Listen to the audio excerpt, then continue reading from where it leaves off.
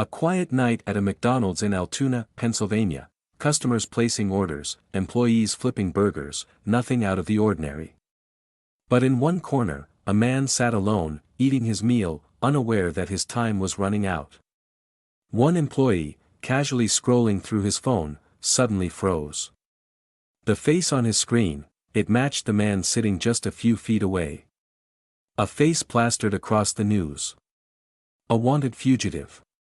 The prime suspect in the cold-blooded murder of United Healthcare CEO Brian Thompson.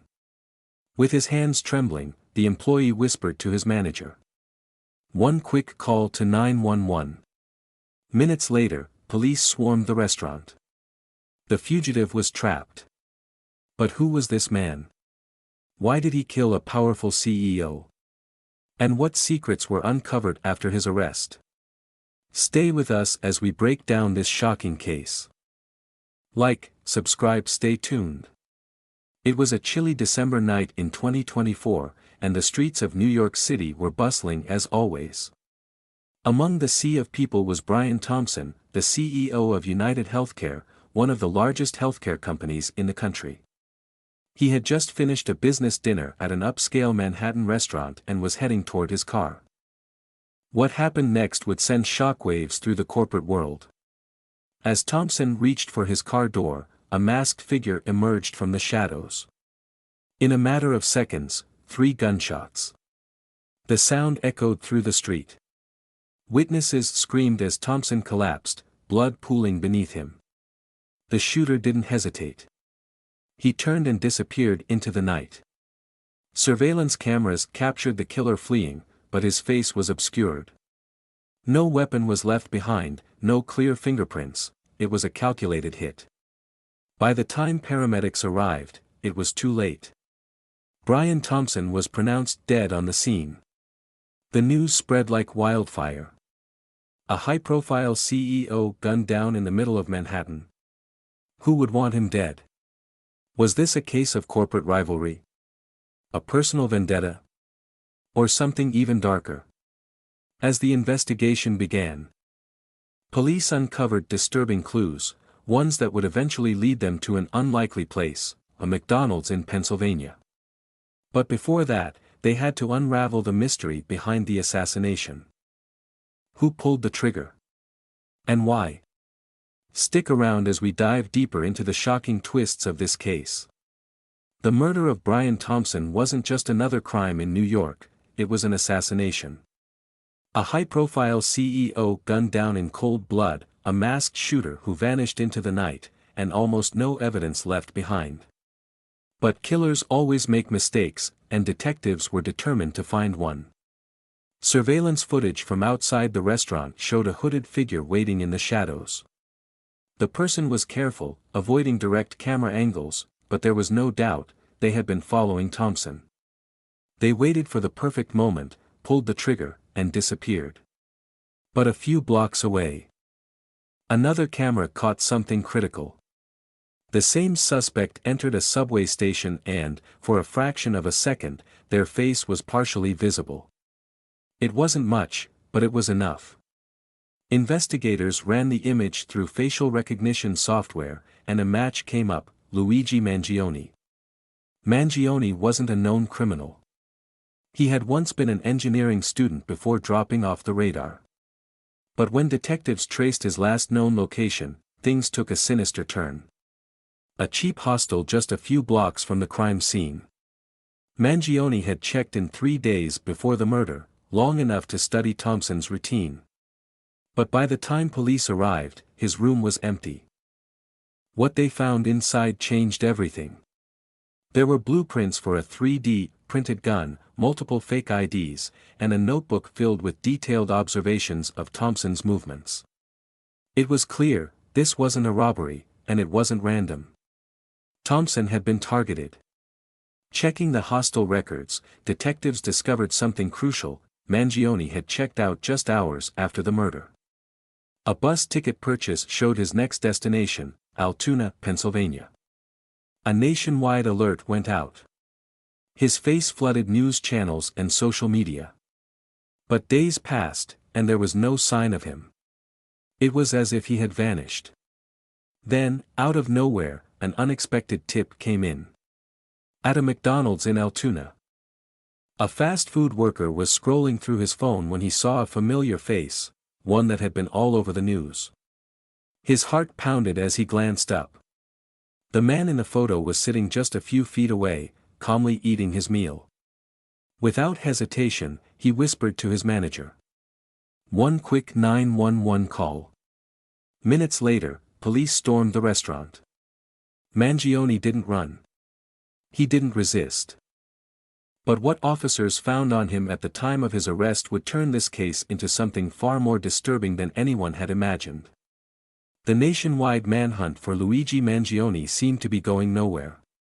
Days had passed since the murder of Brian Thompson, and despite law enforcement spreading his face everywhere, he had disappeared. Police feared he might have changed his appearance or even fled the country. But then, in the most unexpected place, everything changed. At a McDonald's in Altoona, Pennsylvania, an employee was casually scrolling through his phone during a break. As he went through the news, he suddenly froze. The face on his screen, it looked exactly like the man sitting just a few feet away, eating a burger. His heart began to race. The employee tried not to panic. He whispered to his manager, who quickly recognized the face too. They had just seen the same man on the news as a fugitive. Without hesitation, the manager grabbed his phone and made a quiet call to 911. Within minutes, police cars swarmed the parking lot. Officers moved quickly, positioning themselves around the building. Customers kept eating, completely unaware that one of the most wanted men in America was sitting inside. Then, the moment came. A group of officers entered, their hands close to their weapons. They walked up to Mangione's table and surrounded him. He didn't resist. He didn't even look surprised. Instead, he calmly wiped his hands with a napkin and placed them on the table, as if he had been expecting this moment. Officers searched his pockets, and what they found was chilling. Mangione was carrying 2 fake IDs, a burner phone, and a small notebook. Inside the notebook were lists of names, locations, and what appeared to be coded messages. It wasn't just about Brian Thompson. There was more to this story. As he was led out of the restaurant in handcuffs, customers finally realized what was happening. Some pulled out their phones to record, others just stared. The man who had executed a cold-blooded murder in New York City had been caught in the most ordinary place possible, a fast food restaurant. But even as police took him away, questions remained. Was Mangione acting alone, or was this part of something bigger? And most importantly, who else was on that list inside his notebook? The real mystery was just beginning. The moment Luigi Mangione was taken into custody, investigators knew they had their man. But what they didn't know was just how deep this case would go. At the police station, detectives began questioning him, expecting denials, excuses, or even silence. But Mangione remained eerily calm. He answered only in short, vague responses, refusing to explain his connection to Brian Thompson's murder. Then came the biggest shock. He asked for a lawyer before detectives could even accuse him of the crime. It was as if he had been prepared for this moment all along. When officers searched his belongings, they uncovered something even more chilling. Inside his notebook, alongside fake IDs and coded notes, was a list of high-profile corporate names. Not just Brian Thompson, but other CEOs, executives, and financial figures. Was this a hit list? FBI agents were immediately called in. This wasn't just a murder case anymore, it was looking like something much bigger. But when detectives asked Mangione about the names, he smirked and said nothing. Meanwhile, forensic analysis of his burner phone revealed a series of encrypted messages exchanged just days before Thompson's murder. The sender was unknown. The content? Completely wiped.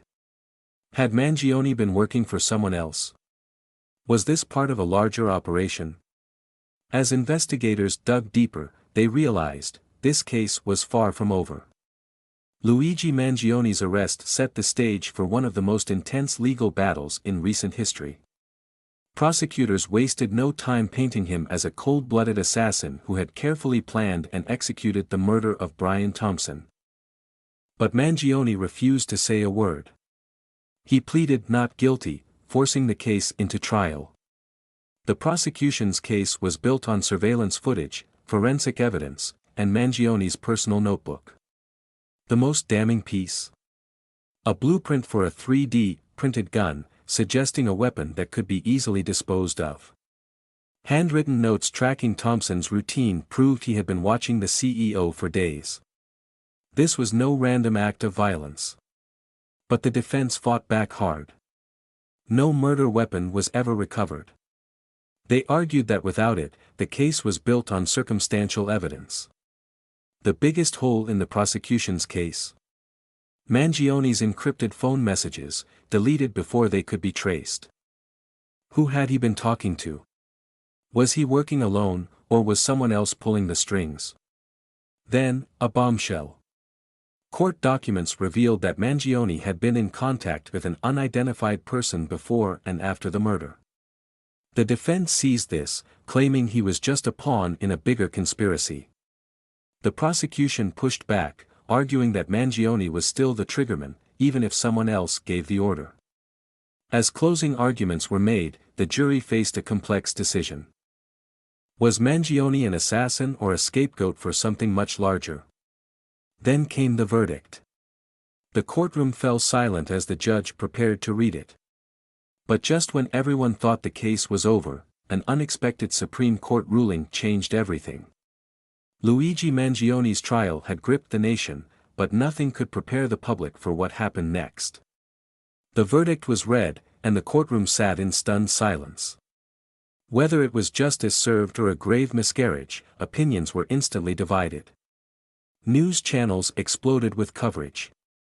Some called Mangione a calculated assassin, while others believed he was merely a pawn in a larger, more sinister operation. Social media was flooded with debates, conspiracy theories, and one burning question: who was the mystery figure he had been in contact with? Outside the courthouse, protesters gathered, demanding answers. Corporate executives tightened security, fearing they could be next on the list. Was this a targeted hit, or was there a deeper conspiracy? As for Brian Thompson's family, they were left with grief and uncertainty. Justice had been served, or had it? The full truth still seemed just out of reach. But just when people thought the case was finally over, a leaked document surfaced, one that hinted at another player involved. Someone bigger. This wasn't the end. This was just the beginning of something far more terrifying. His case left behind more questions than answers. Was Luigi Mangione acting alone, or was he just a pawn in something far more sinister? And who was the mystery figure he had been in contact with? The truth might still be out there, waiting to be uncovered. What do you think? Was justice truly served, or is there more to this story than what the public was told? Let us know your thoughts in the comments below. We read every single one. If you found this case as chilling as we did, make sure to like this video, subscribe, and turn on notifications so you never miss another deep dive into the most shocking true crime stories.